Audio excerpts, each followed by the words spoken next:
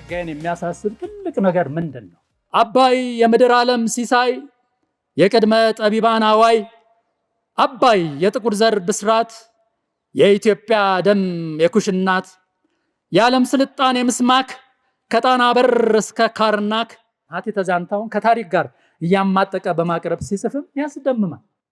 ዓለም አቀፋዊነትን፣ የትማዊነትን፣ አንድነትን ይሰብካል። ላይፍ ታይም ፕሮጀክት ነው።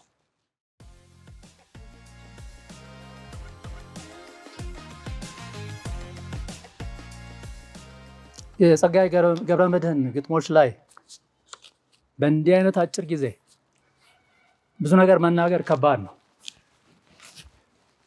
ላይፍ ታይም ፕሮጀክት ነው። ስለዚህ ዝም ብዬ ሲነገረኝ ምን ልበል ብዬ አንድ የሆነች ቀጭን ነገር መዝዤ እሷ ላይ ብናገር ይሻላል በሚል አንድ ነገር መዘዝኩ። ጸጋዬ የሚያስብበት ጸጋዬን የሚያሳስብ ትልቅ ነገር ምንድን ነው? ሀገር። ዓለም ላይ እንደምታውቁት ዓለማችን ከአፈር ቀጥሎ ብዙ ነገር ያላት ስም ነው። ጋሽ ጸጋዬ የአንኳላ ማንጠልጠያ የሚለው ስም እና እቺ አሁን የማነብላችሁ ትንሽ ነገር ያለ ስም እንዳትቀር በማሰብ እንዲህ ብያታለሁ። ፍካሬ ሀገር በስነ ግጥም የጸጋዬ ገብረመድኅን ኢትዮጵያ። ይሄ አዝማች ርዕስ ነው እንጂ ስለ ሀገር ያሰበውን ነገር በሙሉ የሚያመጣ አይደለም። ስለዚህ ጊዜ ለመቆጠብ ያህል የጻፍኩትን ነገር ማንበብ ይሻለኛል። ቶሎ ቶሎ ለመሄድ ምን ያህል ደቂቃ እንደሚወስድ አላውቅም። ከ30 የሚበልጥ አይመስለኝም። ከበለጠም እንግዲህ ልጆቹ የተፈቀደላቸውን ሽማግሌዎቹ አያጡትም።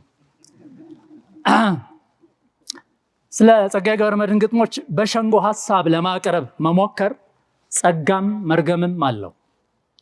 ጸጋው ግጥሞችን ማንበብ ከከያኒው ወሰን የለሽ የእውቀት የፍልስፍናና የጥበብ ዓለም ገብቶ ከዚያ ስሉስ የህይወት የእውነትና የውበት ጉባኤ ታድሞ ዋጋ የማይተመንለት ትሩፋት ይዞ መውጣት ማስቻሉ ነው። መርገሙ ደግሞ በሁለት አኳያ ይገለጣል።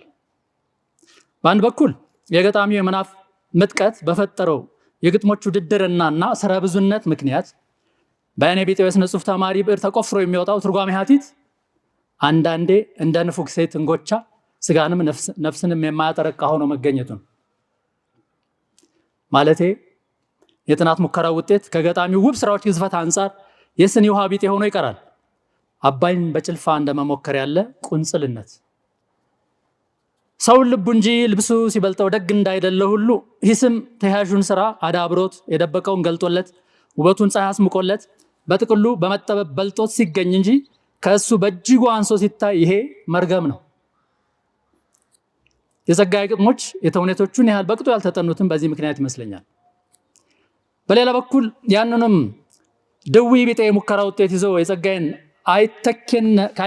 አይተኬ ከያኒነት በሚያጸድቅ መንፈስ በሸንጎ ሀሳብ ማቅረብ ግጥሞቹን መርምሮ በሂስ ሾተል መፈንከት ይቅርና ግጥሞቹ ራሳቸው የሚፈነክቷቸው ከሚመስላቸው መፍቀሪያነ ራስ ናርሲሲስትስ ጋር ያላትማል።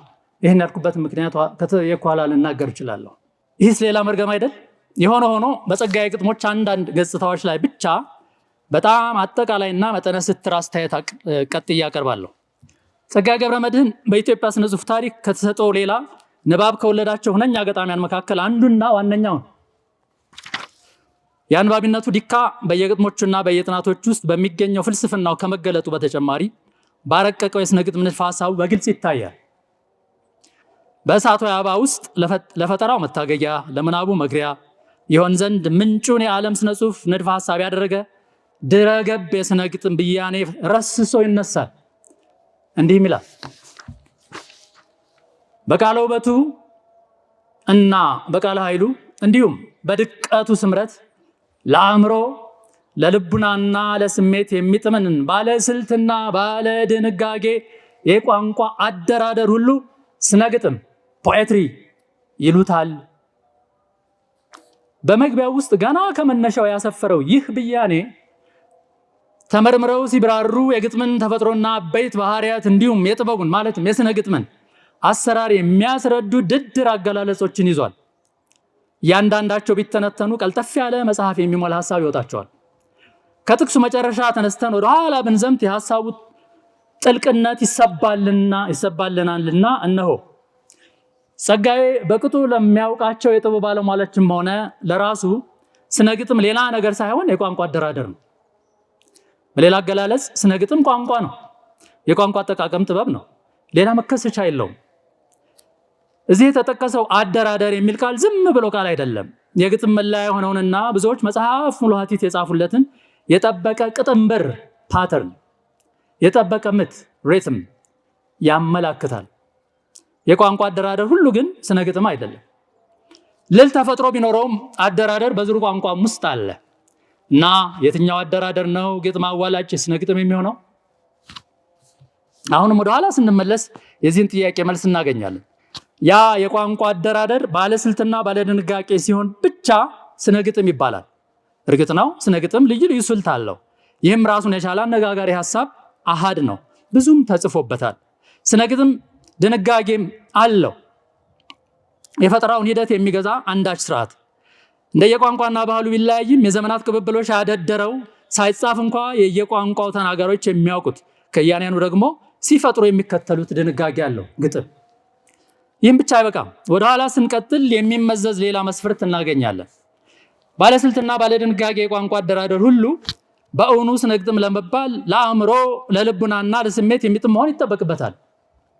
በሌላ አነጋገር ሶስቱን የልቦና አሃዶች ማለትም ማወቂያውን አእምሮን ለኢንተሌክት፣ ማመዛዘኛውን ህሊናን ዘ ኮንሽንስ እና ማጣጣሚያውን ስሜት ዘ ኢሞሽን በተናጠል ሳይሆን በአንድ አስተባብሮ የሚያረካ ሊሆን ይገባዋል።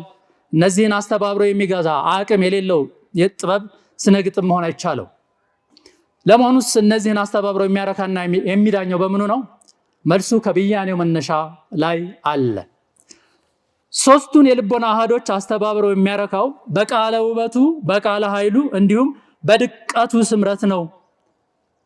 ድቀት የሚለው ነገር ነብዩም ሲያቀርብ ሰምታችሁታል። የሚደጋገም ቃል። ስነ ግጥም ቋንቋ ነው ብለን የለ?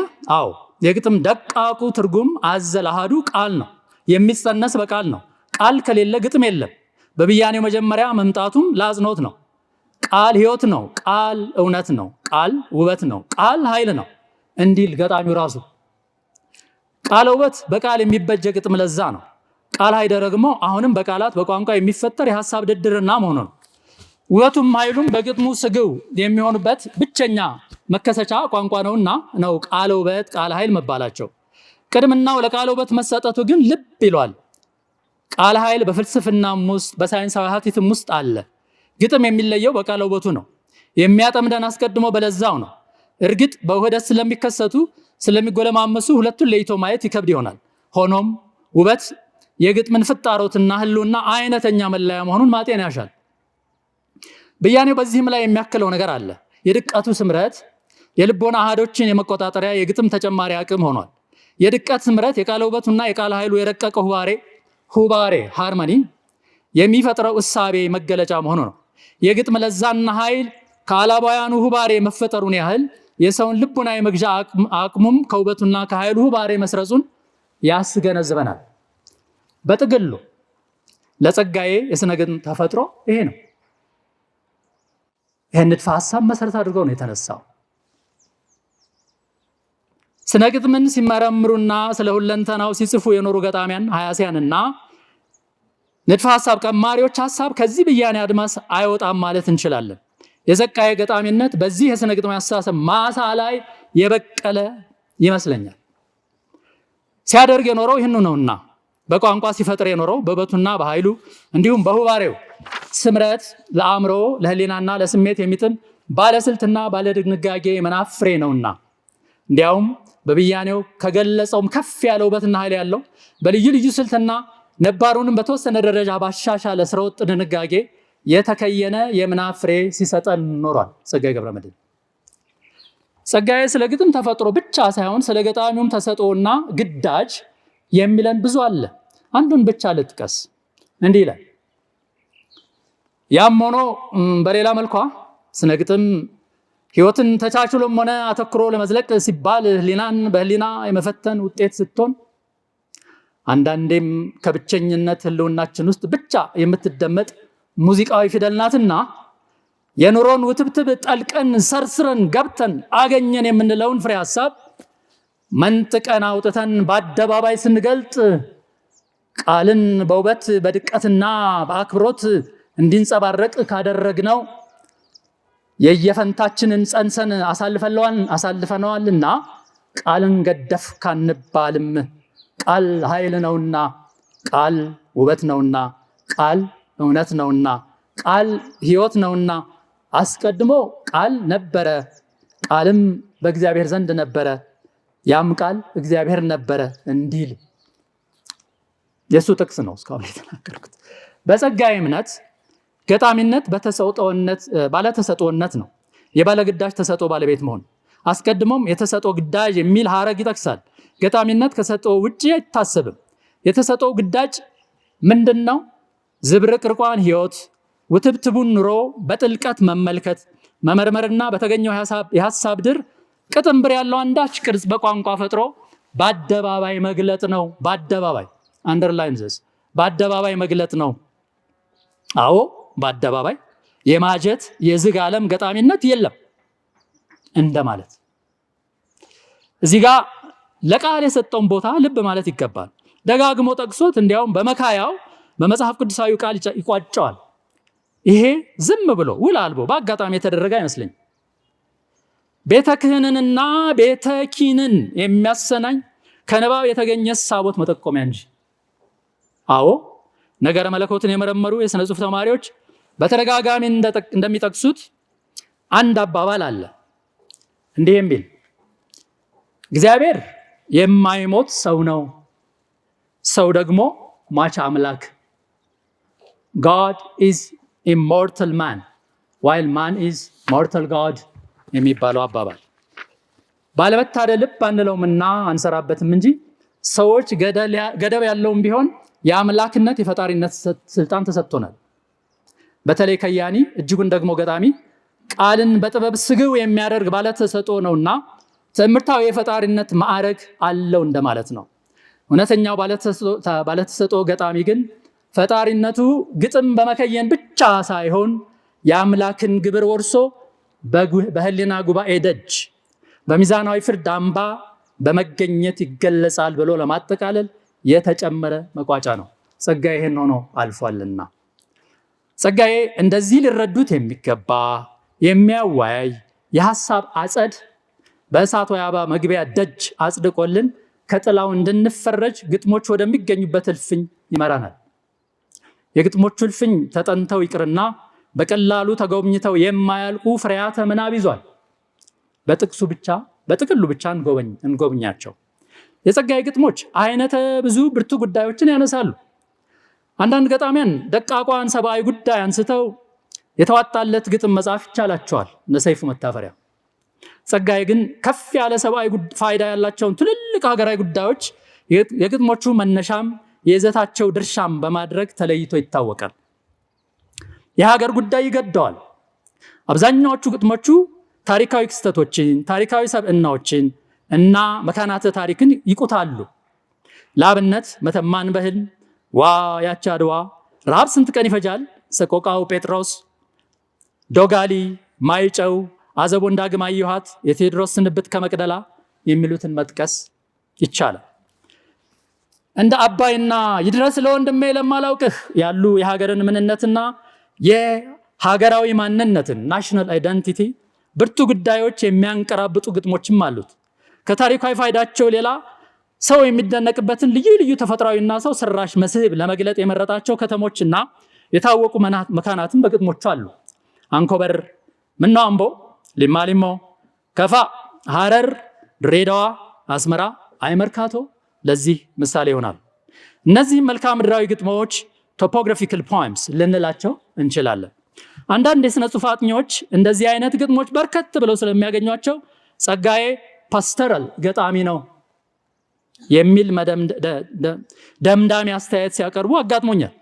ይሄ በእኔ እምነት ስህተት ነው። የአማርኛ አቻ እንኳ የለውም። ፓስተራል ፖኤትሪ የእረኛ ግጥም አንለው ነገር። ይልቁንም ለዚህ መደምደሚያቸው የሚቀርቡ ሌሎች ግጥሞች አሉት። አቴቴ ዱብራ ኦሮሞን፣ ቦረንን እና ሊማሊሞን መጥቀስ ይቻላል። ጸጋዬ ከዚህም ሌላ የባህልንና የስልጣኔን ጉዳይ የገለጸባቸው፣ ከተማዩን የምግባር ለውጥ የገረመመባቸው፣ ፊደላዊነትን የሸነቆጠባቸው ግጥሞች አሉት። እግርኒ የታባቱ ሞትም ይሙት እሳት አመድ ወለደ እንዳይነግርህ አንዳች እውነት የዚህ ግዳጁ መገለጫ ይሆናሉ። የህይወት የኑባሬ ፍልስፍና በየፈርጁ የተሸመነባቸው ግጥሞችም ቀላል አይደሉም። ህይወት ቢራቢሮ፣ እሳት ወይ አበባ፣ ድንቅም አይደል አብረን ዝም እንበል ይህን ያሳያሉ። ጸጋዬ ስለ ፍቅር ትዝታና ናፍቆትም ሲጽፍ ድንቅ ነው። እንደዚህ የሚችል የማይመስላቸው ሰዎች አሉ። መውደድ አባጸጸትን፣ ውሸታምን፣ ተወኝን፣ ትዝታን መሄዴ ነውንና እሳት ወይ አበባን ያነበበ ለዚህ እማኝ መሆን አይሳነው። የማህበራዊ ህይወት ስንክሳር ከተረቀቀባቸውና ኢትዮጵያዊው ማህበራዊ ማሴታ ሶሻል መለስ እርቃኑን እንዲታይ ከተደረገባቸው ግጥሞች ሁሉ ለየት ያለ አቀራረብ ያለውና የሴትነትን አበሳ የአጭር ልቦለድን ያህል መጠነኛ ትልም ሰጥቶ የሚያቀርብልን ግጥም ማነው ምንትስ ይሰኛል። ይህ ግጥም በልዩ ልዩ ንድፈ ሐሳቦች ማንጸሪያነት ለመመርመርና ለመተንተን ይመቻል። ምናልባት ጊዜ ከበቃን ወደኋላ እንመለስበት ይሆናል አጠር ያለ ነገር ለመናገር። ስለዚህ በሌሎች ልዩ ልዩ ጉዳዮችም ሌሎች ድንቅ ግጥሞችን እናገኛለን። ሆኖም በጊዜያችን ጥበት ምክንያት የጸጋዬን ዋና የከያኒነት የተመራማሪነትና የጠቅላላ ሁነትና ኑረቱን ግዳጅ በሚገባ ያሳያል ብዬ የማስበውን አንድ ብርቱ ጉዳይ የያዘ ግጥም ብቻ ትንሽ ዘለግ አድርጌ ልመለከተው ስለምሻ በሱ ላይ ብቻ አተኩራለሁ።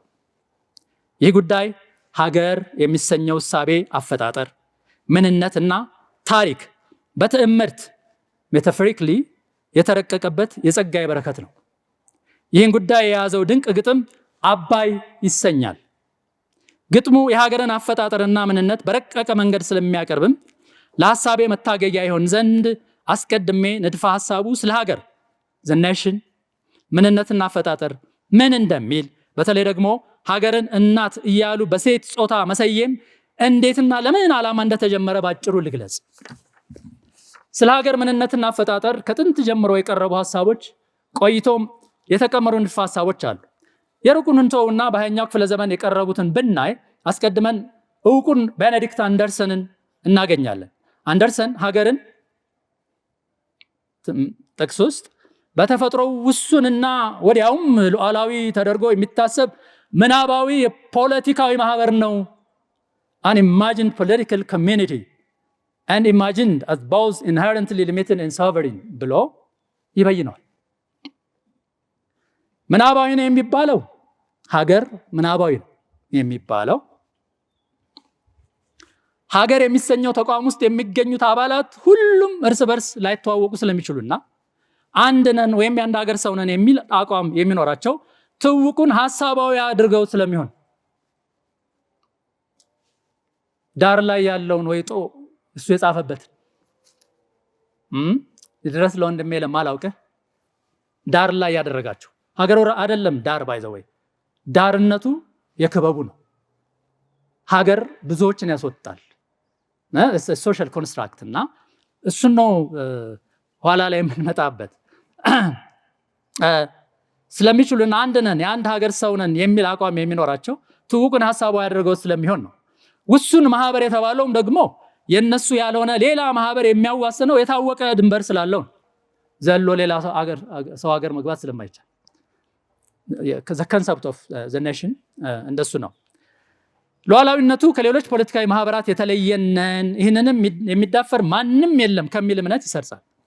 ከአንደርሰን ሌላ ኤርነስት ጌልነር የዘመናዊነት ወይም ሞደርናይዜሽን ውልድ በሚል ገዢ ሐሳብ ቲሲስ እና ኤሪክ ሆብስማን የፈጠራ ልማድ ኢንቨንትድ ትራዲሽንስ ውጤት በሚል ማቀንቀኛ ከአንደርሰን ሐሳብ ጋር የሚመሳሰል ግን ደግሞ በአቀራረብ አፕሮች የሚለይ ንድፈ ሐሳብ ይዘው መጥተዋል። ሁሉም የሚስማሙበት አንድ መሰረታዊ ሐሳብ ግን አለ። ራሳቸውን ተፈጥሯዊ ስለዚህም ጥንታዊ አድርገው የሚቆጥሩ ሀገራት ሰው ሰራሽና ማህበር ፈጠር እንጂ ተፈጥሯዊ አይደሉም የሚል ነው። ይሄ አከራካሪ ቢመስልም የማይጋፉት ሀቅ አለበት። ጉልበተኛ የፈጠራት ዓለም የሚሰኘውን የሰይፉ መታፈሪያን ግጥም የሚያስታውስ ሀቅ የሀገርን ምንነትና አፈጣጠር ደንታው ያደረገ ይህን የንድፈ ሐሳብ ታሪክ በዚሁ እንግታውና የጸጋዬን ግጥም ለመረዳት የሚበጀንን ሌላ ንዑስ ጉዳይ እናምጣ። ሀገርን እናት የማድረግና በሴትነት የመፈረጃ አስተሳሰብ እንዴትና ለምን ግብ ተፈጠረ የሚል ጥያቄ መጠየቅ። በመጀመሪያ ደረጃ አጥኞች እንደሚነግሩን የሀገር እንስትነት በከያንያን የተፈለመ ትምህርታዊ ፍረጃ ሳይሆን ራሱ ማህበራዊ ህይወትና ፖለቲካዊ ርዕዮተ ዓለም የፈጠረው እሳቤ ነው። ሀገራችን ተፈጥሯዊና ጥንታዊ ነው ብሎ የሚያስብ ፖለቲካዊ ማህበር አባላት እንደዚያ ማሰባቸው እንዲጠነክርና ተፈጥሯዊነቱ እንዲጸና የተቆርቋሪነቱ ወይም የኔ ባይነቱ ስሜት እንዲበረታም ለማድረግ አንዳች ትዕምርት መፈጠር ነበረበት። ያ ትዕምርት ሜታፎር ለማለት ነው። ያ ትዕምርት ደግሞ እናት ሆና ተገኘች። የተፈጥሮ ህግ እንደሚያስረዳን ሴት ወላድ ነች፣ ሴት ፍሬ ሰጪ ነች። ቃሉን በቅጡ ከመረመር ነው ወንድ አስወላጅ እንጂ ወላጅ አይደለም። ፍሬ ያስገኛል እንጂ ፍሬ አያገኝም። ስለዚህ ወንድ የመካንነት፣ ሴት የወላድነት፣ የፍሬያማነት ተፈጥሯዊ ትምህርቶች ናቸው። ባለሀገሩ ገበሬም የሀገር ሁነት ኖረት መሰረት የሆነውን መሬት አርሶ ከእርሻው ላይ ዘር ዘርቶ ፍሬ ያስገኛል። ምድር ፍሬ ትሰጠዋለች። እናም መሬት የወላድነት የፍሬያማነት ትምህርት ነች። የምትወልድ ፍሬ የምትሰጥ ደግሞ መጠሪያዋ እናት ነው፣ ውልድ አላትና። በስመ ሐዳርያዊ አገላለጽ የሀገር ከፊል አሃድ የሆነች መሬት እናት ከተባለች ሀገርን እናት ማድረግ ይቻላል። በትምህርታዊ አስተሳሰብ ሀገር አሁን እናት ሆና ተገኝታለችና የአባላቱ እናት እንድትሆን አባላቱም እንደ እናት እንዲያዩዋት ማድረግ አባላቱን ለሚቆጣጠረው ፖለቲካዊ ስርዓት ይበጃል። ይህንን ማድረግ የሚቻለው ደግሞ ለጀማው የሚደርስ ሀቲት በመፍጠር ነው፣ ዲስኮርስ በመፍጠር ነው። በነገራ፣ በትረካ፣ በገጠማ የኪነት ሚና የሚመጣው እዚህ ጋር ነው። ሆሚ ባሃባሃ እንደሚያስረዳን የሀገር ተፈጥሯዊነትና ሀገራዊ ማንነት ናሽናል አይደንቲቲ የሚፈጠረው የሚጠናከረውም በተረክ ተምሳሌቶችን በመከየን እንዲሁም በክዋኔ ድግግሞች ነው። የእናት ሀገር ምስል ታዲያ እናት ሀገር ማዘርላንድ የእናት ሀገር ምስል ታዲያ ለእንደዚህ አይነቱ ተረክ ሞተር ኃይሉ ነው። ሀገርን እናት ማድረግና በእንስትነት መሰየም እንግዲህ ለሚከተሉት መሰረታዊ ዓላማዎች ይውላል። አንደኛ ፍቅርንና ታማኝነትን ለማጠናከር እንዲሁም በአባላቱ መካከል ያለውን የእርስ በርስ ግንኙነት ለማጥበቅ ይሄ አፌክቲቭ ሞቢላይዜሽን ይሉታል። እንደምታውቁት እኛ ሀገር ጦርነት ሲታወጅ እናት ሀገር የሚል መዝሙር ነው የሚበዛው። ያ ሜታፈር ስለተፈጠረ ያ ዲስኮርስ ስላለ ነው ሰው እናቴ እያለ የሚሄደው። አንዳንድ ሰዎች አጋጥመውኛል እኔ አባቴን በጣም ስለምወድ እስካሁን ድረስ አልዘመትኩም አባት ሀገር ስላልተፈጠረ የሚሉ። ሁለተኛ ሀገርን ተፈጥሯዊ ስጦታ አስመስሎ ለማስቀጠል ያስችላል። ሀገር ተፈጥሯዊ እንዴት ብሎ ነው የኢትዮጵያ ድንበር የሚነካው የሚል አመለካከት ማለት ነው።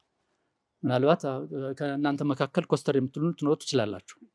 ሶስተኛ በእናቱ አስታኮ ሀገሬውን ለመቆጣጠር ይሄኛው ሶሻል ኮንትሮል ስሩ ጀንደር ሬጉሌሽን ነው የሚሉት። እነዚህ ዓላማዎች አሉት። ሀገርን እናት የማድረግ ሀገርን ሴት የማድረግ ስለ እናት ሀገር ተረክ የመፍጠር ዓላማ ይሄ ነው። ከዚህ ሁሉ ሀተታ በኋላ ወደ ደንበኛው ምናባዊ ስነ ጽሁፍ ስንመጣ ከያንያን የፈጠራ ስራዎቻቸውን ላይ ከሰፈሩት ዓላማዎች መካከል የመጀመሪያዎቹን ሁለቱን ለማሳካት መሳሪያ ሲያደርጉ ያጋጥመናል። የሀገርን ምስል በትምህርታዊነት ወክለው እንዲቆሙም ልዩ ልዩ ተፈጥሯዊ ነገሮችን ያጫሉ። ከያንያን ከቆንጆ ሴትና ከልዩ ልዩ እንስሳት ሌላ የሀገር ትምህርት የሆኑ ዘንድ በከያንያን ተዘውትረው የሚመረጡት ተፈጥሯዊ ነገሮች ደግሞ የሚከተሉት ናቸው። ዛፍ፣ ተራራ፣ ወንዝ፣ ሐይቅ፣ ውቅያኖስ፣ ደሴት፣ ፀሐይ፣ ጨረቃ፣ ከዋክብት እና አፈር ናቸው። ጸጋዬ ገብረመድኅን ከነዚህ ወንዝን መርጧል። አባይ የተሰኘውን ግጥሙን በዚህ መንፈስ መመርመር ይበጃልና ወደዚያው ልለፍ። በአማርኛ ስነ ጽሁፍ ታሪክ አባይን ደንታው ያደረገ ብዙ አፍአዊም ሆነ ጽሁፋዊ ግጥም አለ። የግጥሙ መጠን ከአንድ አጭር አንጓ እስከ መጽሐፍ ሙሉ ትረካ ይደርሳል። መጽሐፍ ሙሉ ትረካ ያልኩት የኃይሉ ገብረ ዮሐንስ የገሞራውን እናትክን በሉልኝ የሚል አንድ ግጥም አለው፣ ስለ አባይ ብቻ የተጻፈ። እስካሁን ባገኘኋቸው አባይ ተኮር ግጥሞች ውስጥ ሁሉ አባይ የሚነሳው አንተ እየተባለ ነው። ልብ በሉልኝ፣ አንተ እየተባለ። ለአፋዊው ምሳሌ ላግር፣ እንግሩብን ብቻ ነግራችኋለሁ፣ ሌላውን ራሳችሁ ሙሉት። አባይም ቢሞላ ቢሞላ ቢሞላ ነው፣ ብትሞላ አልተባለ። አባይ ጉደል ብለው እያደረ ሞላ፣ እያደረ ሞላች አልተባለም። አባይ መደሪያ የለው ግንድ ይዞ ይዞራል፣ ግንድ ይዛ ትዞራለች አልተባለ በባህላችን ወዘተርፈ። ለጽሁፋዊ ደግሞ ከኃይሉ ገብረ ዮሐንስ እናትክን በሉልኝ የግጥም መጽሐፍ ይፈሳል ይሉኛል አባይ አይኑ ይፍሰስ፣ ያን ስንቱን ወገኔን የውሃ ጦት ሲያምስ፣ አንተ ነው አባይ የሚሉ ስንኞች ለማሳያነት መጥቀስ ይበቃል። ሌሎቹም ነባር ግጥሞች በሙሉ ከተሳሳትኩ ለመታረም ዝግጁ ነኝ። አባይን በአንተታና በእሱታ ብቻ ያነሱታል። ለዚህ ደግሞ ትንሲት አለው። ትንሲቱ ባህላችን በተለይም የቋንቋችን ተፈጥሮ ነው። በቋንቋችን ውስጥ እንደ ፈረንሳይኛ ለቁሳቁስ የማይቀየር የሚባል ጾታዊ ድልድል ባይኖርም ትልቅ ኃይለኛና አስፈሪ የሆነን ነገር አንተ ወይም እሱ ማለት ይቀናናል። ቆንጆንና ትንሽን ነገር ደግሞ አንቺ ማለት፣ ይሄ ባህላችን ውጤት ነው። አባይን ያህል ትልቅና ረጅም ወንዝ አንተና እሱ ብሎ መግጠም ታዲያ ተፈጥሯዊ የመሰለ ልማድ ነው። በጸጋዬ አባይ ውስጥ ያለው አቀራረብ ከዚህ ፈጽሞ ይለያል። በኢትዮጵያ ስነ ጽሁፍ ታሪክ ለመጀመሪያ ጊዜ ሌላ ጥናት ካለ ለመታረም ዝግጁ ነኝ። አባይ ሴት ሆኖ የተሳለበት ግጥም ሆኖ እናገኘዋለን። አባይ እንዲህ ሆኖ ሲገኝ ታዲያ መጠርጠር ተገቢ ነው። ያለ ዓላማ ያለ አዲስ ኪናዊ ስሌት ልማዱን ገልብጦ ሊያቀርበው እንደማይችል መገንገን ያዋጣል። በእርግጥም አባይ ዝም ብሎ ተራ የወንዝ ተፈጥሮና ታሪክ ግጥም እንዳልሆነ ከንባባችን እንረዳለን። ብርቱ ትምህርታዊ ውክልና ያለበት አቀራረጽ ሆኖ እናገኘዋለን። በአዲስ መንገድ የቀረበችው እንስቲቷ አባይ የኢትዮጵያ ተምሳሌት ነች። አባይ ኢትዮጵያ ነች። አባይ የዓለም ስልጣኔ ምንጭ፣ የሰው ዘር መገኛ እንስት ተደርጋ ቀርባለች። ፓተጂ የሚባለው የድህረ ቅኝ ግዛት ስነ ጽሁፋዊ ንድፈ ሐሳብ አቀንቃኝ እንደሚያስረዳን በዘመነ ቅኝ ግዛት አስተሳሰብ ባህል አፋዊ ወይም ቁሳዊና ውስጣዊ ወይም መንፈሳዊ ተብሎ ይከፈላል። አንድ ሀገር ታዲያ ቁሳዊውን ባህል ከሌላውም ሀገር ሊዋስ የራሱንም ሊያውስ ይችላል። መንፈሳዊውን ግን ከሌላ ሀገር የሚለይበት የሆነው ዘንድ ያልተነካካ የራሱ ወንዝ በቀል ቅርስ ሆኖ እንዲዘልቅ መጠንቀቅ አለበት። ይህን ውስጣዊ ባህል ጠባቂና ለትውልድ አስተላላፊ ደግሞ የንጽህና የወላድነትና የዘር ተኪነት ተፈጥሮ ያላቸው ሴቶች ናቸው ተብሎ ይታመናል። በስነ ጽሁፍ ውስጥ በልዩ ልዩ ትምህርቶች ውክልና በእንስትነት የምትቀረጽ ሀገርም የእናት ምስል ብቻ ሳትሆን አቃቢተ ትውፊት፣ አቃቢተ ባህል ነች። የስልጣኔ ምንጭ የምትሆነውም በዚህ አኳኋን ጠብቃ የቆየችው ባህልና ስልጣኔ ሲኖራት ነው። ጸጋዬ የኢትዮጵያ ትምህርታዊ ማደሪያ ይሆን ዘንድ ውሃን ለዚያውም ሀገራትን አቋርጦ ያለማቋረጥ የሚፈስን ትልቅ ወንዝ መምረጡ የሚደነቅ ብልሃተኛነት ነው። ለምን? በእምነትም በሳይንስም ውሃ የህይወት ምንጭ ነዋ። በእምነት ሰው ከተፈጠረባቸው 4 ባህሪያተ ስጋ አንዱ፣ በሳይንስም ህይወት ተገኘበት የሚባል ጉዝ አካላዊ ፊዚካል ጸጋ ውሃ መሆኑን ስለምናውቅ፣ ስለዚህ የጸጋዬ ወይዘሮ አባይ ከዚህ በኋላ ወይዘሮ አባይ የህይወት ምንጭ የስልጣኔ መፍለቂያ ተደርጋ ተስላለች። እስኪ ጥቂት ስንኞችን አንብበን እንቀጥል። አባይ የምድር ዓለም ሲሳይ የቅድመ ጠቢባን አዋይ፣ አባይ የጥቁር ዘር ብስራት የኢትዮጵያ ደም የኩሽ እናት፣ የዓለም ስልጣኔ ምስማክ ከጣና በር እስከ ካርናክ፣ በጡትሽ እቅፍ እንዲላክ፣ በጡትህ አልተባለም፣ በጡትሽ እቅፍ እንዲላክ፣ ለራህ ለፀሐዩ ግማድ ለጣህ ለከዋክብት አምላክ፣ ከጥንተ ፍጡራን ጮራ የመነጨሽ ከኩሽ አብራክ። ይቀጥላል። አባይ እንደዚህ በእናትነት ትሞካሻለች። ከጽርና ከአፍሪካ ነገረ ዛንታ ሚቶሎጂ በተገኙ አማልክት ትከበባለች። ከነገረ ዛንታው በተወሰዱ የትረካ ቅንጫቢዎች ሰበዝነት ውብ ቀለምሲስ ተደርጋ ትቀርባለች። ይህ ሁሉ የሚያስተጋባው ግን ኢትዮጵያን እንጂ አንድን ግዑዝ ወንዝ አይደለም። አባይ ኢትዮጵያን ትሆናለች። ኢትዮጵያም የሰው ዘር ሁሉ እናት የመሆን የሰውነት ክብር ታገኛለች። ግዑዙ አባይ በውክልና ወላድ እናት የህይወት ምንጭ የሆነች ኢትዮጵያን ለአንባቢው ምናብ አቀብሎ የወንዝነት ደብዛው ይጠፋል። በወንዝ በሀገርና በሰው መካከል ያለው ድንበር ፈርሶ ውህደት ይፈጠራል። በውህደቱ የሚነግሰው ደግሞ ከአንድ ምንጭ የሚቀዳው የሰው ዘር ነው። ሀገር የሚሰኘው እሳቤም በውህደቱ ተውጦ ይጠፋል። ሀቲት በእንተ ወንዝ የነበረው ግጥም ሀቲት በእንተ ዘር አሰብ ሆኖ ይደመደማል። ሀገር ከሚሰኝ የሰው ልጆችን መከፋፈያ ሰው ሰራሽ ማህበር ፈጠር ቅጽር የሰው ዘር መብለጡን ያጸድቃል። ዓለም አቀፋዊነትን፣ የትማዊነትን፣ አንድነትን ይሰብካል። በአባይ ትዕምርታዊ ውክልና በእንስትነት የተቀረጸችው የጸጋዬ ኢትዮጵያ ታዲያ ወሰንም እንደማይገታው ግዙፉ ወንዝ ሁሉ ድንበር የላትም፣ መነሻም መድረሻም ትሆናለች። ኢትዮጵያ ሰፊው ዓለም ሆና ትገኛለች። ዓለምም ኢትዮጵያ ትሆናለች። በዚህ የመዋዋጥና የመወራረስ ህልውና የሀገር ትርጓሜው ይጠፋል። ላይ እንዳወሳ ነው የሰው ዘር ብቻ ይነግሳል። ኢትዮጵያዊነትም የትማዊነት ዩኒቨርሳሊቲ ሰውነት ሆኖ ይገኛል። ሰውነት ጸጋዬ ገብረመድኅን ሁልጊዜ ኢትዮጵያ ኢትዮጵያ የሚል ሀገረተኛ ናሽናሊስት መስሎ እንዳይታየን መጠንቀቅ ያሻል። የእሱ ደንታው ከአንድ መነሻ ከአንድ ነቅዕ የተገኘው የሰው ዘር ብቻ ነው።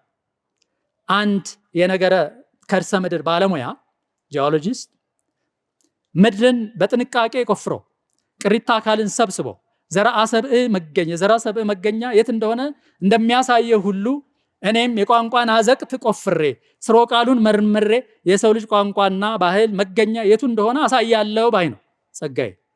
ዘይቤው የሚሰራ ከሆነ የከርሰ ልሳን ባለሙያ ነው ማለት ይቻላል። ከከያኒነቱ በተጓዳኝ አብዛኛውን እድሜውን የፈጀው በዚሁ ግዳጅ ተጠምዶ ይመስለኛል በጥናት። አባይን በእንስትነት የኢትዮጵያ ተምሳሌት አድርጎ የማሰብና የመቅረጽ ተሰጥኦአዊ ግዳጁ የአማርኛው አባይ ከታተመ ከዓመታት በኋላ ባሳተመው የእንግሊዝኛ ግጥሙም ውስጥ ተገፍቶበታል። ግጥሙ ናይል የሚል ርዕስ አለው። በቀዳሚው የአማርኛ ግጥም በሁለተኛ መደብ አንቺ እየተባለች የቀረበችው አባይ እኔ ብላ ግዘፍ ትነሳለች። እኔ የዓለሙ ሁሉ እናት ነኝ በሚል መንፈስ በአንደኛ መደብ ትናገራለች። ይሄ በአንባቢ ዘንድ ቀረቤታንና አመኔታን የሚጨምር የምንጭነት ቃለ ዓዋዲ መሆኑ ነው። ቅንጭብ ስንኞቹን እናው። I am the first earth mother of all fertility. I am the source, I am the Nile, I am the African, I am the beginning. ጸጋዬ በዚህ ግጥም አባይን የኢትዮጵያም የአፍሪካም ተምሳሌት አድርጎ በዓለም ስልጣኔ ምንጭነት ከመቅረጽ ሌላ አንዳንድ ሀገራት በተለይ ግብፅና ሱዳን የኢትዮጵያን የሰው ዘር መነሻነት መዘንጋታቸውን እየወቀሰ የቅኝ ግዛት አረር የረሰሰውን የግዛት ክፍፍልና ቅርምት ይኮንናል። በዚህኛው ግጥም ውስጥ እኔ እያለች የምትናገረው አባይ ግብፅንና ሱዳንን የማገጣችሁ ልጆቼ ብላ በመጥራት እናትነቷን ታጸናለች። ይህ ትምህርታዊ ግብር ወደ እናት ኢትዮጵያነት ይሸጋገራል። ሁለት ስንኞችን ልጥቀስ። ኦ ኢጅፕት ዩ prodigal daughter born from my first love. ኦ ሱዳን born out of the bosom of my being. ይቀጥላል። ይሄ የሌላው ዓለም ወሮታ ቢስነትና መነሻውን ዘንግቶ በተአብየው መተራመስ በአማርኛውም አባይ ውስጥ ሲገረመም እናያለን በሚከተሉት ስንኞች። ዛሬ ወራቱ ራቀና ምድር ዓለም ያንቺን አድናቆት ፈለጉን መሻት ተስኖት እንዲህ ባንቺ መንከራተት ታሪክ ወሮታሽ ጠፍቶበት የዚህ ምሬትና ጮት እንግዲህ ታሪክ ወሮታሽ ጠፍቶበት ይቀጥላል። የዚህ ምሬትና ጮት መልእክቱ ግልጽ ነው። የሰው ዘር መነሻውን ከዘነጋና አንድነቱን አጥፍቶ በልዩነት ፍና ከባጀ ዓለም አትድንም እንደማለት። የጸጋዬ ገብረመድኅን ገጣሚነት መለያዎችና ትሩፋቶቹ። አንደኛ፣ ጸጋዬ ገብረመድኅን ምናበ ምጡቅ ገጣሚ ነው። በየክፍሉ በየአጋጣሚ የምናገረው ነገር ምናበ ምጡቅ ገጣሚ ነው። ምናብ የምንለው እሳቤ ከወትሮ ጀምሮ በፍልስፍና፣ በስነ ውበት፣ በስነ ልቡናና በስነ ጽሁፍ ሊቃውንት ብያኔ ሲሰጠው ኖሯል። እሱን እዚህ ማየት አይቻልም።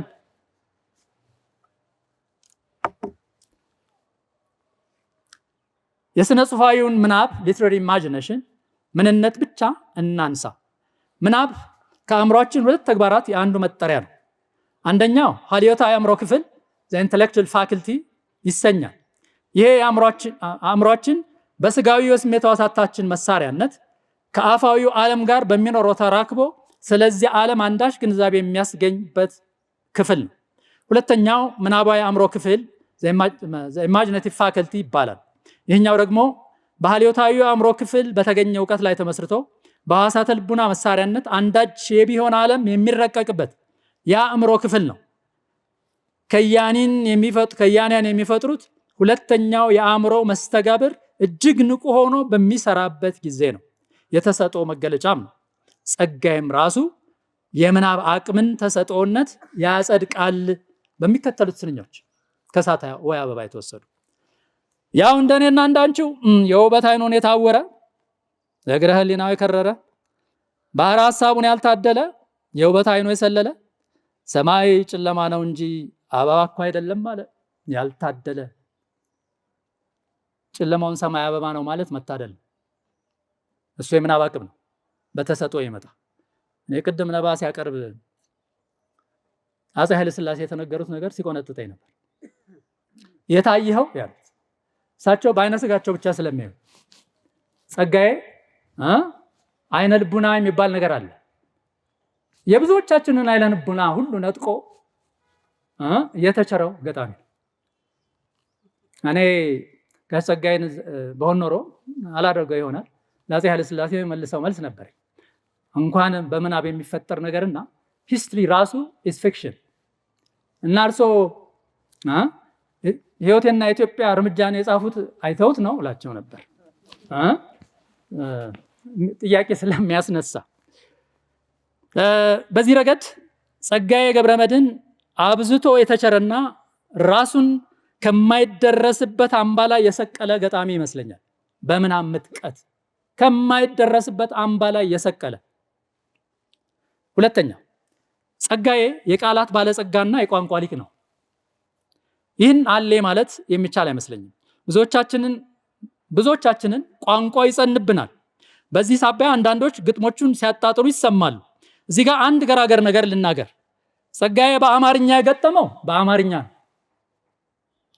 እኛ እሱ ከደረሰበት የቋንቋ እውቀት ደረጃ ላይ ካልደረስን ተወቃሹ ራሳችን እንጂ እሱ መሆን አይገባውም። የእሱን ግጥሞች ማጣጣላችንን ከገፋንበት ሲያጣጥሩ የማገኛቸው ስሎች ስላሉ ነው ይህን ስትረስ ማደርገው። ማጣጣላችንን ከገፋንበት ትርፉ ዘላ ስላልደረሰችበት ድከሚ ብሎኝ እንጂ ይሄ ቋንጣ ወትሮም አይጣፍጥም እኮ ያለችውን ድመት መሆን። ጸጋዬ የፈጠረው አዲስ ቃል ሳይሆን አዲስ የቃላት ግጥሚያ ስልት ነው። አዲስ ቃል ሳይሆን አዲስ የቃላት ግጥሚያ ስልት ነው። አዲስ ማለትም ይከብዳል። በቃላቱ ግጥሚያ የግዕዙን መንገድ አብዝቶ ይከተላል። ለምሳሌ እግረ ህሊና፣ ባህረ ሐሳብ፣ ልበ ህሊና፣ በስጋዊ ልቡ ህመም፣ እግረ ህሊና።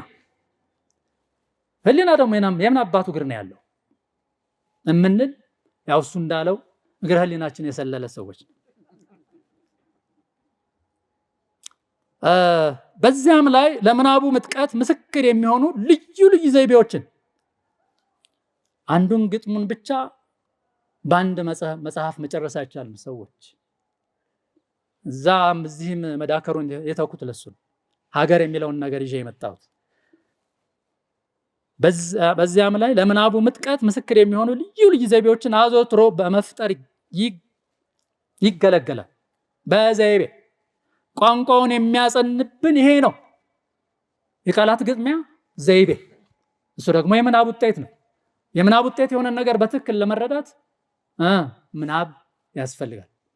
አንባቢ ራሱ ሀያሲ ሆኖ ሲገኝ ምናብ ያለው ሰው ነው ሀያሲ መሆን የሚቻለው። ሰው ምናብን ከምናብ ማናበብ እንጂ እዚያ ላይ ወጥቷል። እሱ ለኛ አይጽፍም ለራሱ ነው ማለት ተገቢ አይመስለኝም። ሌላ ምስጢር የለውም። ያም ሆነ ግን የአማርኛን የኪነት ቋንቋነት ብቃት ከፍ አድርጎ ያሳየ ድንቅ ከያኒ ነው ጸጋዬ ገብረመድኅን። ሶስተኛ ጸጋዬ ነባሩን መሰረት ያደረገና የወል ቤት፣ ሰንጎ መገን ቤት፣ ቡሄ በሉ ቤት የምንላቸውን 3 መሰረታዊ የአማርኛ የምጣኔ አይነቶቻችንን ቁጥር ወደ 4 ያሳደገ አዲስ የምጣኔ አይነት አስተዋውቋል። በሐረግ 8 በስንኝ 16 ቀለማት ያሉት የምጣኔ አይነት ነው። ብዙዎቹን ግጥሞቹን ሲፈጥር ስለሚገለገልበትም የጸጋዬ ቤት የሚል ስያሜ ሰጥተውታል ሰዎች። በሱ እናውቀዋለን። የስነ ግጥም መምህራንም ትምህርት ውስጥ አስገብተን እናስረዳለን። በሱ ደፍሮ ሊጽፍ የፈለገ ወይም የሞከረ ብዙ አይገኝም እንጂ። አራተኛው ጸጋዬ ፈላስፋ ገጣሚ ነው። እንግሊዛዊ ኮልሪጅ አንድ ከያኒ አስቀድሞ ፈላስፋ ሳይሆን ድንቅ ገጣሚ መሆን አይቻለውም ይላል።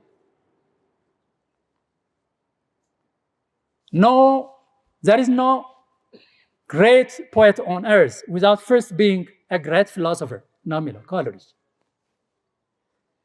ግጥም ተራ የህይወት ገጠመኝ ዘገባ አለመሆኑን መጠየቅ መጠበብ የሚፈልግ የምናብ ውጤት መሆኑን በአጽንኦት ለማመልከት የተናገረው ድንቅ አባባል ነው። ከዚህ አንጻር ካየ ነው ጸጋዬ በግጥሞቹ የህይወት፣ የውበት፣ የጥበብ፣ የማንነት፣ የፍቅር ፍልስፍና ያቀርብልናልና በእርግጥም ፈላስፋ ገጣሚ ነው ማለት እንችላለን። በነገራችን ላይ የቅዱስ ፍቅርን ምንነት በወጣትነት የተረዳሁት ከጸጋዬ ገብረመድኅን ግጥሞች 1 ከሸዋ አክሊል፣ 2 ቅድም አቶ አበበ ካነበበው እንቅልፍ ነው የሚያስወስድህ ቅዱስ ፍቅር የሚባል ነገር አለ። ሆሊ ላቭ። ቅዱስ ፍቅር ዝም ብሎ በመቀደስ ብቻ የሚገኝ አይደል። ቅዱስ ፍቅር ምንድን ነው? ስለ ቅዱስ ፍቅር የሚናገሩ ሰዎች ብዙ ሰው ደስታ የሚያገኘው ሲፈቀር ይመስለዋል። እውነተኛው ደስታ የሚገኘው እውነተኛ ፍቅርም የሚኖረው ልብ ሲሰበር በማፍቀር ነው። ልብ ሲሰበር በማፍቀር ቤተ ክህንስ ይህን አይደል የምትለው? ቀኝ ጉንጭህን የመታህን ግራህን አዙርለት ነው አይደለ? በሱ መንገድ የሚመጣ እና ስለ ፍቅር ያለው አሳሰብ ሸዋ አክሊል ውስጥ በአንድ ካራክተር የሚገለጽ ነገር አለ። እዚህ ሀገር አሁን ብዙ ጊዜ ሰው አፈቀርኩ ብሎ አስጨርሽኝ የሚል ቃል አለ። አንድ ገልጡ ቃል ያ ፍቅር አያልቅማ። አስጨርሽኝ ካለ የሚያልቅ ነገር ነው የያዘው። እሱ ደግሞ ሌላ ነው ስሙ፣ እዚህ አይገለጽም። ሴት ያፈቀረ ወንድ የኔ ካልሆንሽ ብሎ ሲገድል ሲደበድብ እናያለን አይደል እንዴ? አይደለ? ያ ፍቅር አይደለም ነው። አበባ ያፈቀረ ሰው የኔ ካልሆንሽ ብሎ ቆርጦ ይጥላል ነው። የሚፈቀረው ነገር መገኘቱ በራሱ በቂ ነው። ይኑር፣ ያንተ ለምን ይሆናል? that is holy love እና በዚህ መንፈስ የሚታይ። 5ኛ ጸጋዬ የኢትዮጵያን የአፍሪካን ብሎም የዓለምን የስልጣኔ ጉዞ ታሪክ ጠንቅቆ የሚያውቅ ገጣሚ ነው። ታሪክ የሚያውቅ ገጣሚ ነው። በጣም ያስደመመኛል የታሪክ እውቀቱ። በእውነት የሚገርም ነው። ቃላቱ የሚመጡለት ቃላት ያን ታሪክ ያን ነገረ ዛንታ ግጥም ውስጥ ለማስገባት ተአምር ነው። አንድ ሰው ብቻ አይመስልም። ታሪክን መሰረት አድርጎ የሚጽፋቸው አንዳንዴም ታሪካዊና መጽሐፍ ቅዱሳዊ ጥቁምታ አሳዝሎ የሚፈጥራቸው ግጥሞቹ ለዚህ ምስክር ናቸው። በዚህም ምክንያት ግጥሞቹ የታሪክና የመጽሐፍ ቅዱስ ዕውቀታችንን ይፈትናሉ። ሀቲተ ዛንታውን ሚቲካል ዲስኮርስ የምንለው ሀቲተ ዛንታውን ከታሪክ ጋር እያማጠቀ በማቅረብ ሲጽፍም ያስደምማል። አባይ ውስጥ የምታገኙት እሱን ነው። ታሪክ አለ፣ ዛንታ አለ። this is typical Ethiopian Amharic word ዛንታ ለሚት። በነገራችን ላይ አማርኛ መግለጽ የማይችለው ነገር የለም በጭራሽ። ደስ ብሎኛል ዛሬ ይሄንን የቋንቋዎች አካዳሚ የሳይንስ አካዳሚ ግቢ ውስጥ በመናገር ሃይ መባል መቻል አለበት። በየአደባባዩ የመጣ አማርኛ ይሁን አማልዝኛ የማይታወቅ አገላለጽ አማርኛ ይችላል፣ ሁሉን ነገር ይችላል እና በጣም ያስገርማል። ስድስተኛ ጸጋዬ ድንቅ ተርጓሚ ነው። ቅድም አቶ ነብዩ አንስቶታል። ለእኔ በስነ ጽሁፋዊ ትርጎማ ሊትራሪ ትራንስሌሽን እሱን ኮርስ ስለማስተምርም ነው ሞያ ቅድምናውን የምሰጠው ኢትዮጵያዊ ነው። ቅድምናው በመሰረቱ ትርጎማ የሁለቱንም ቋንቋዎች ከፍ ያለ ችሎታ ይጠይቃል። በደካማ የእንግሊዝኛ ችሎታ የሼክስፒርን ተውኔቶች መተርጎም ቀርቶ ሲሶውን መረዳት የሚቻል አይመስለኝም። ጸጋዬ በእንግሊዝኛም የጻፋቸው ግጥሞችና ተውኔቶች ያስደንቁኛል። አፋቸውን በእንግሊዝኛ የፈቱ የስነ ጽሁፍ አጥኚዎች የቋንቋ አቅሙን ሲያመሰግኑ አጋጥመውኝ። የቋንቋ አቅሙን ልብ በሉ። እንግሊዞች ለወሌ ሾይንካ የሰጡትን አድናቆት ባያክልም፣ ወሌ ሾይንካ አፍሪካዊ ነው አይደል እንዴ? በእንግሊዝኛ ነው የጻፈው። ያዳበረው አፍሪካን እንግሊሽ ሳይሆን ኩዊንስ እንግሊሽን ነው። ይህም ብለው ተናግረዋል። የሚገርሙ ሰዎች ናቸው።